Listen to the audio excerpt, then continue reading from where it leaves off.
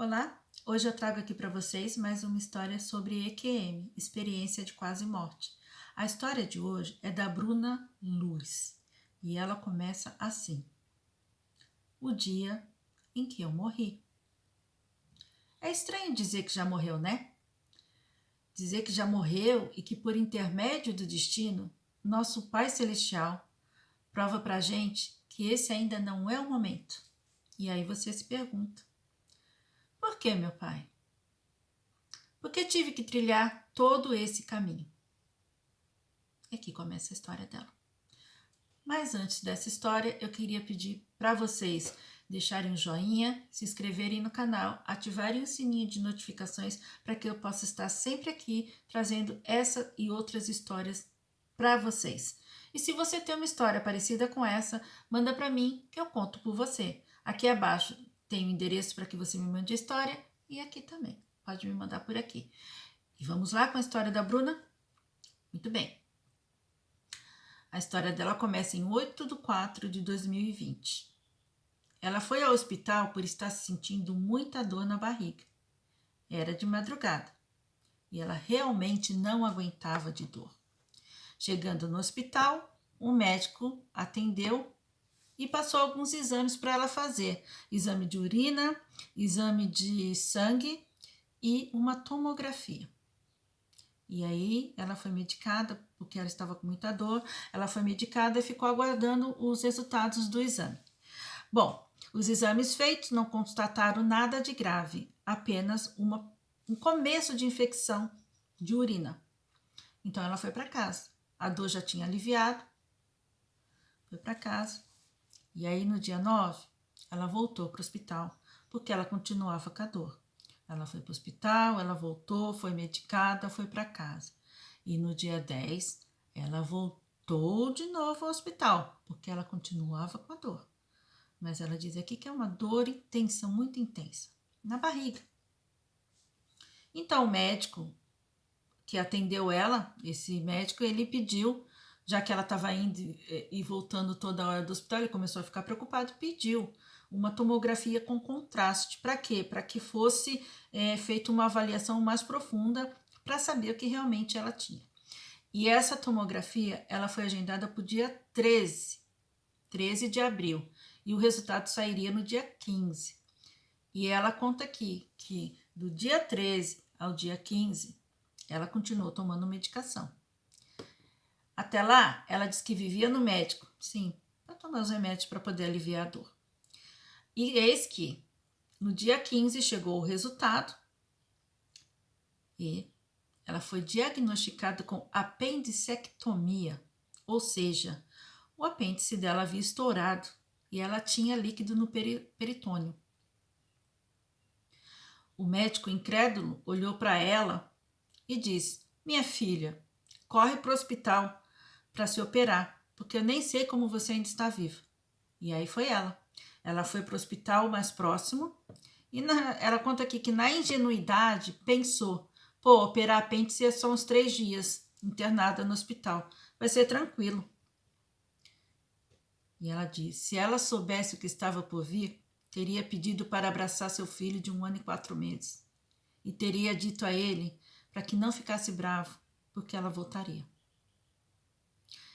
E nesse dia 15, ela assinou os papéis da internação, ela foi internada e foi para a sala de cirurgia às 23 horas. No dia seguinte, ela acordou e viu que tinham realizado a cirurgia dela por videolaparoscopia. E pensou: foi simples demais. Pois é. Passou uma semana e a Bruna ainda estava lá no hospital. Porque o quadro dela estava piorando. Ela foi abordada para uma segunda cirurgia, porque estava com muito pus na barriga e o dreno que tinham colocado nela não estava funcionando. E na segunda cirurgia, por videolaparoscopia, novamente, ela acordou pensando. Quer dizer, ela fez a cirurgia e no dia seguinte ela acordou pensando: bem, agora dessa vez vai dar certo. e estava apreensiva, querendo ver o filho, o marido, que mesmo no auge da pandemia, o marido ia todo dia no hospital visitá-la. Ela conta aqui que passou mais uma semana e os antibióticos não estavam fazendo efeito. E no dia 30/4, ela sentiu uma falta de ar muito, muito, muito forte.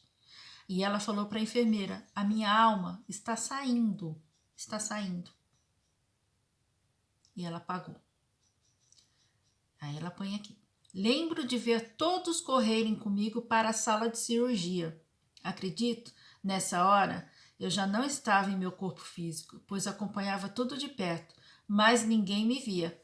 Enfim, fui para a terceira cirurgia, a qual deu um choque séptico hemorrágico. Então, dali em diante, eu apareci em outro lugar, onde pessoas a toda hora me ofereciam capas, dizendo: escolhe qual que você quer para retornar para a Terra. É só escolher e vestir, e nascerá novamente.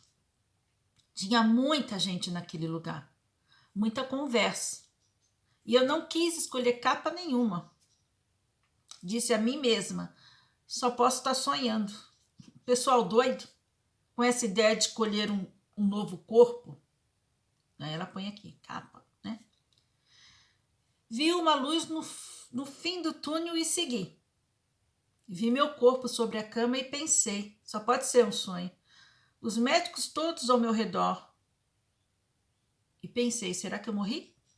Sim, naquele instante percebi que não era um sonho. E eu gritava alto: pessoal, estou viva, bem aqui, olhem para mim. Não adiantava. Então, ela diz que em espírito ela foi para casa dela sussurrar no ouvido do marido dela: me tire daqui, me tire daquele hospital, vão me matar lá. E ela, vendo toda a movimentação e criando 1000 formas de fugir dali, acabou que ela ficou presa naquele local e se viu sendo abordada cirurgicamente pela 4ª vez.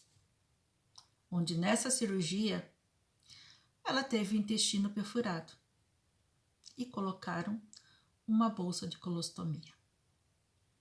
Enquanto isso, a alma dela começou a vagar por outros cantos, onde tinha muita gente e algumas pessoas aprendiam lá, não queriam que ela voltasse. No primeiro momento, ela não sabia onde estava, pois era um lugar escuro, com várias aves sobrevoando o céu. E ela começou a andar rápido para sair dali e se deparou com o pai dela. E aí ela perguntou: como? O senhor tinha morrido? Como está aqui, se o senhor morreu? E ela põe aqui: detalhe, meu pai faleceu no dia 24/4/2019 e eu fui para a UTI dia 30/4/2020. Eu e meu pai éramos muito ligados. Cuidei dele até os 88 anos, quando veio a falecer em minha casa. E ela fala: então meu pai me disse: você que não tem que estar aqui, vai por aquele caminho. E ela foi. E de repente, ela se encontrava em outro cenário, com o marido e familiares comemorando o retorno dela para casa. Mas ela estava em uma cadeira de rodas, sem forças para fazer nada, e eles ao redor. Ela teve diversos outros cenários em que ela se encontrou, mas em nenhum deles conseguia se expressar, e é como se quisessem prender ela lá, naquele mundo. E vendo tudo isso correr pelos olhos dela. A verdade é que ela sempre foi católica, cresceu na comunidade e não diferenciava nenhuma religião, pois ela tem diversos amigos e familiares de todo tipo de crença e todos intercederam para que ela pudesse voltar. Um cenário que ela acha que deu forças para ela voltar, ela descreve aqui que foi ver o filho dela de 8 anos sendo criado pela avó. E quando ele via ela, ele dizia: não quero ter seu sobrenome. Você me abandonou, não esteve comigo. E ela diz que realmente aquilo, ela estava em espírito, né? E ela diz que ela vendo aquele cenário abalou muito ela. E foi aí que ela acordou. Ela acordou do coma no dia 22 de maio de 2020. Não falava coisa com coisa, claro. Ela ficou com 40 quilos e teve que reaprender a andar, falar e ainda ficou com a bolsa de colostomia por 9 meses. Mas ela diz aqui, de tudo que ela passou, ela só tem a agradecer a Deus. Agradece a Deus por tudo. Porque ela, apesar de tudo isso, ela voltou para casa, ela se recuperou e está vendo o filho dela crescer.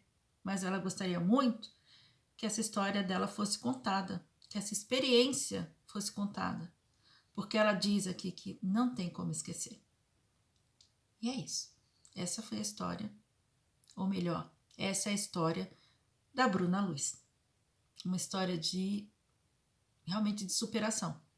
E eu convido você a deixar os seus comentários aqui abaixo, dizer o que achou da história, se você tem uma história igual, se você já viveu alguma coisa parecida, manda aqui para mim que eu conto por você, ok? E a gente se encontra nos próximos vídeos.